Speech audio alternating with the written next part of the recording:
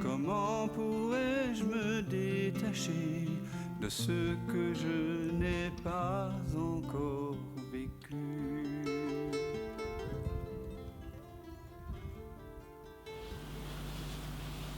Excuse-moi. J'expérimente vraiment que en m'ouvrant et en me laissant traverser, l'action est forcément l'action juste au sens, elle ne peut pas ne pas être. C'est ça. C'est ça l'action juste, oui. Voilà, mais le questionnement, je rejoins pas mal Carole, je sais que c'est un questionnement mental et que c'est de la compréhension mentale et que c'est mon personnage qui veut comprendre ça. Mais est-ce que quand je crois à mes pensées ou quand je suis la tête dans le guidon dans mon mental, oui. Par exemple, je veux violer cette personne, j'ai le désir, j'ai ce désir, tu vois, l'action qui se fait, elle est quand même distordue. Oui, parce qu'elle vient d'une, parce qu'elle est par ce filtre. Oui, donc elle est distordue. C'est pas une expression directe de la. Non, c'est une expression ignorante, on pourrait dire. C'est l'ignorance qui nous fait agir comme ça. Voilà. Voilà. Et donc c'est vrai que quand tu deviens, quand tu connais l'ignorance, quand tu vois l'ignorance à partir de cela qui sait,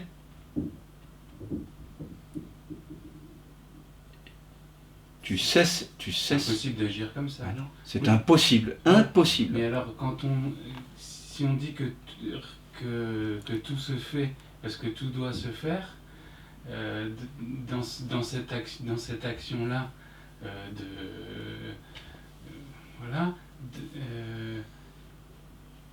en fait, il y a un élan en moi qui veut posséder cette personne, je sais pas, ou satisfaire un désir, c'est un élan comme ça, oui. Et je ne le vois pas. En tout cas, pourquoi il y a cet élan? Cet élan est là parce que... Il est là, pourquoi? Attends, pourquoi? Quelqu'un qui désire violer quelqu'un, il espère, à travers cette violence exercée sur une autre personne, obtenir l'attention qu'il n'a pas parce qu'il n'a plus accès à « je suis ». Oui, tout à fait. Voilà. Oui. Donc, et on a tous fait ça. Oui. Je ne dis pas que nous avons violé physiquement des gens, mais nous avons tous, en tant que personne, en tant qu'on s'est identifié à quelqu'un, on a donc tous senti en nous un profond sentiment de manque, et donc nous avons tous fait des demandes à l'autre pour assouvir, notre manque qui vient d'une ignorance. Plus la coupure avec notre source, avec je suis, avec ce rappel que je suis l'être, est oubliée, plus nous sommes capables d'exercer dans le monde ce qu'on appelle des actions violentes et contraignantes pour les autres, pour obtenir à la fin un ersatz de paix. Est-ce que le violeur, quand vous regardez, ça m'a intéressé la criminalité à une époque dans ma vie. Je regardais souvent Faites entrer l'accusé ou des documentaires sur les serial killers. Et ils décrivent souvent que une fois qu'ils ont violé, qu'ils ont tué, qu'ils ont exercé des actions atroces de sadisme, non mais ils ressentent un peu de paix. Oui, d'accord. Voilà. Comme vous, quand à un moment donné vous écoutez du Mozart, il y a une paix. Donc, mais eux, il leur faut souvent des choses extrêmement violentes, parce qu'ils se sont coupés de la source. Je suis bien ok avec ça, mais l'élan qui arrive, qui fait que j'ai un manque, et je veux satisfaire, je veux trouver cet ersatz de paix. En faisant ça c'est un élan que je suis pas capable... cet élan, il ne peut pas ne pas être. Oui, jusqu'au moment où, à un moment donné, il y a la conscience qui s'éveille. Donc il ne peut pas ne pas être, et je suis dans l'ignorance, et j'agis dans l'ignorance. Et donc il s'est passé ça. J'ai violé une personne, et j'ai eu un RSSDP, et elle a sa vie ruinée pour le restant de sa vie. En tout cas, ça va être très difficile. Il s'est passé ça. Donc cet élan initial qui m'a poussé à faire ça, parce que je suis dans l'ignorance, et que je voulais cette RSSDP, cet élan initial, il ne peut pas ne pas être, il est là. Il est là donc uniquement pour que je puisse le voir et me rappeler à ma nature profonde alors. On pourrait dire ça, quelque part, on peut dire ça de tout. On peut dire, mais c'est un jeu donc, universel. Voilà. Et donc comme j'étais pas c'est capable un mystère. Comme j'ai pas réussi à voir cet élan qui me rappelait, ah regarde cet élan, et puis laisse-le, ah bah tiens il redescend. J'ai pas été. Enfin, Quand tu dis j'ai pas été capable, tu fais référence à qui? À Maxime ou à la conscience? Ben, disons que. C'est la conscience elle-même qui décide librement de jouer à ça. Alors, donc c'est là que. Ok. C'est un jeu en fait. Parce qu'il n'y a personne, qui est blessé. Il n'y a personne qui est violé. Il n'y a personne qui est violeur au fond. Au fond du fond. Au fond du fond, c'est un jeu. Du point de vue de la conscience. Et oui, du point de vue de la conscience. Je le vois bien. Voilà. Je vois bien que ça n'a pas d'importance. Il y a ça, il y a ça, il y a ça. Et donc, quand tu te quand tu te regardes à partir de là, quel peut être le problème? Quel est le problème en fait? Mon personnage, c'est le personnage qui résiste. Qui cherche, qui résiste, bien tu le vois bien sûr. Oui, parce qu'il cherche à quoi? Il cherche à faire le bien. Il cherche la paix dans le monde et à savoir comment... Est-ce que tu sais que plus tu connais cet adage, l'enfer est pavé de bonnes intentions. Voilà. Bien sûr que nous avons appris que plus vous avez de bonnes intentions, plus vous allez apporter de paix dans le monde. Moi je vous dis, plus vous avez de bonnes intentions, plus vous allez mener le monde à l'enfer. C'est radical comme message. Je vous dis que là où il y aura de la paix dans le monde, c'est quand vous allez faire refluer l'attention vers la source et voir qu'il y a un élan impersonnel de la vie. Vous allez vivre sans intentionnalité. Et toute chose étant égale par ailleurs, il y a des gens qui ont plus de cœur, entre guillemets, à aider les autres, il y a des gens qui ont plus de capacités, qui sont plus extravertis, qu'introvertis, etc. Mais toute chose étant égale par ailleurs, quand un être s'éveille à sa vraie nature, quand il ferme les yeux, c'est la paix. Fermez les yeux, sentez cette paix, vous êtes cette paix. C'est ça l'éveil, c'est sentir cette paix. Quand vous fermez les yeux et vous ouvrez l'œil unique, il y a un paysage qui apparaît avec des êtres, et là vous vous posez la question, qu'est-ce que je peux faire pour aider? Qu'est-ce que je peux faire au service?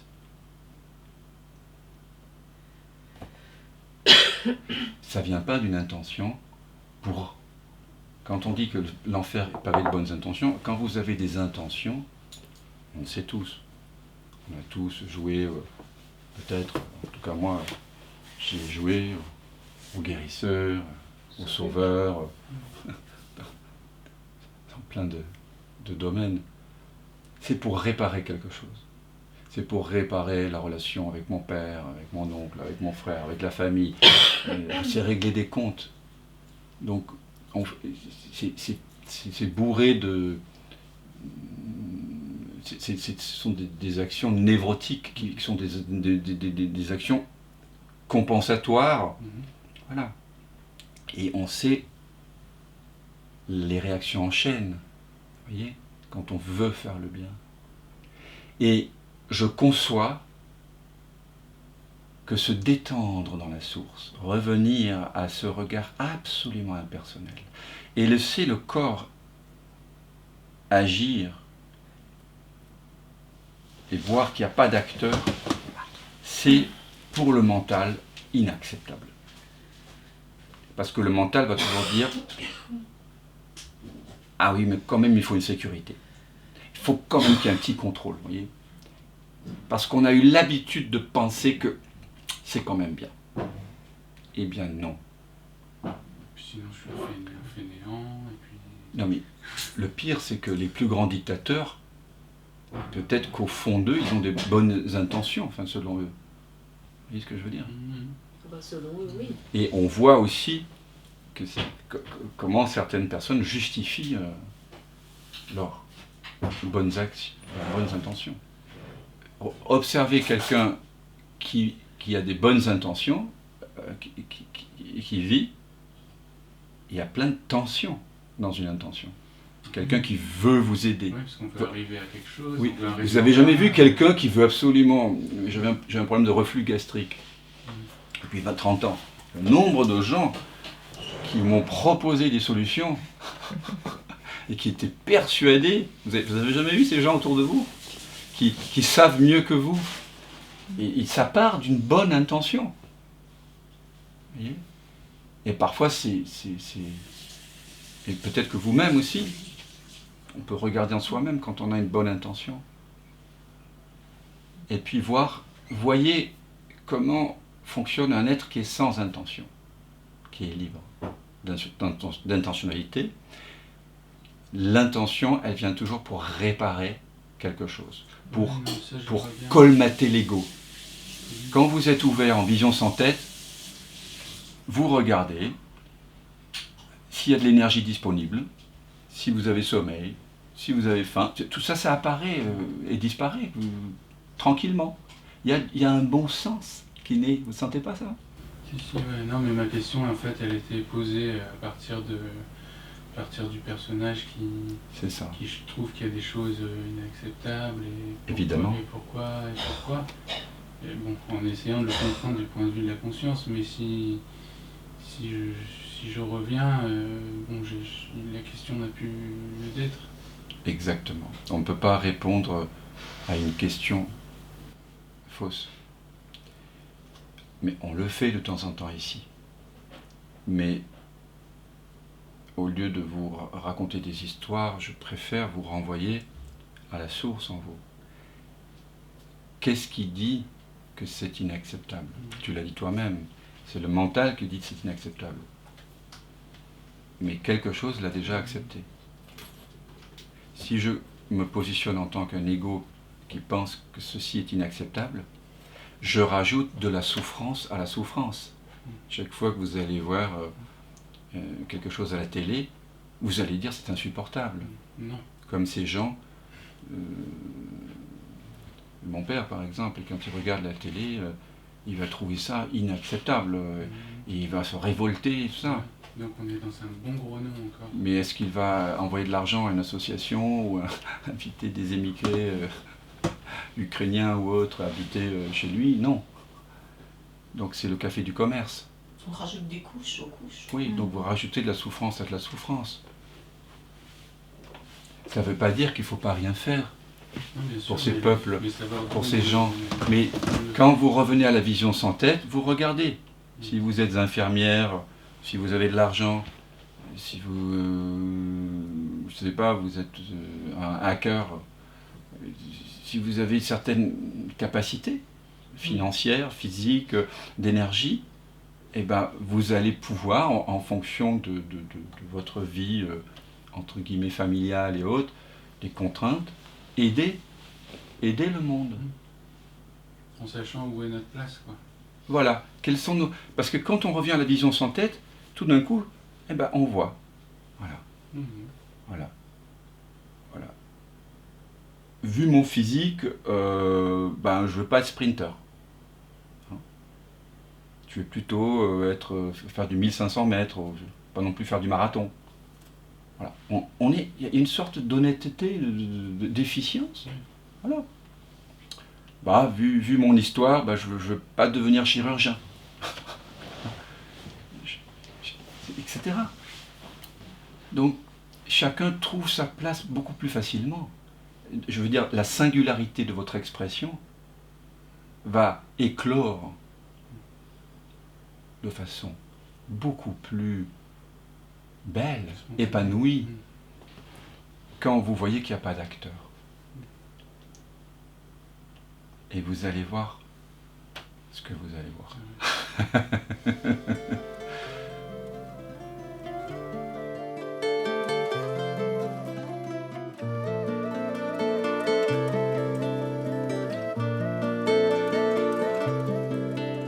On ne peut lâcher que ce que l'on a tenu, mais comment pourrais-je me détacher de ce que je n'ai pas encore vécu?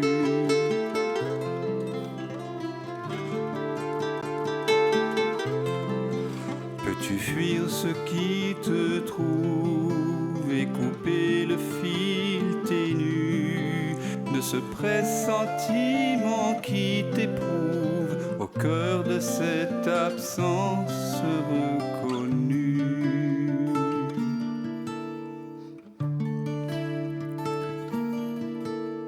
Ce qui s'obstine pendant le sommeil, ce que tu sens juste après le réveil, garde la fleur des dérives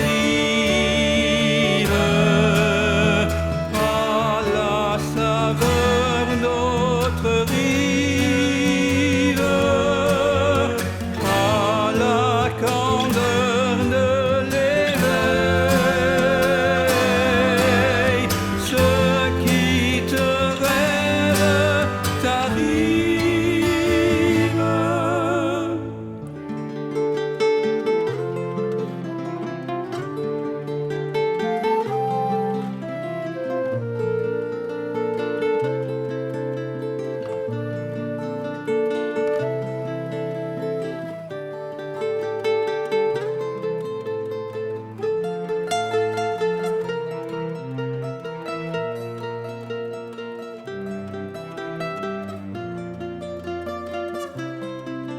Quand la vague se prépare à noyer ton ventre ému, n'aie pas peur, il n'est jamais trop tard pour accueillir le souffle de ta mue.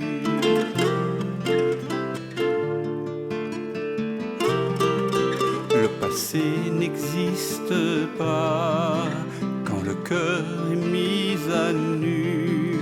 En quittant le vu pour vraiment voir, tu cueilles en toi ce monde entreaperçu.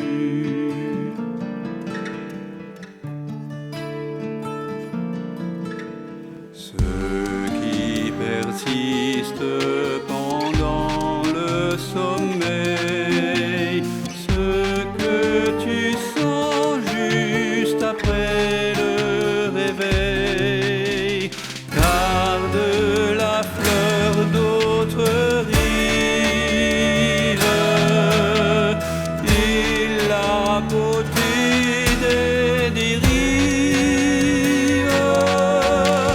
à la fraîcheur de l'éveil. Ce qui te rêve t'arrive.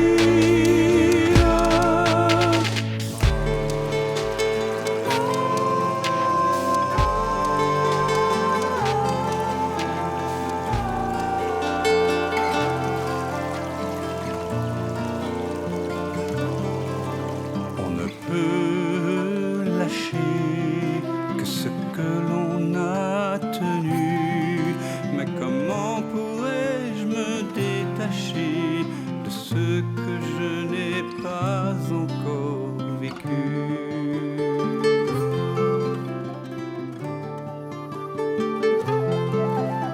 Pour renouer avec ce fil ténu qui nous relie, cet inconnu, ce lien subtil, ce fil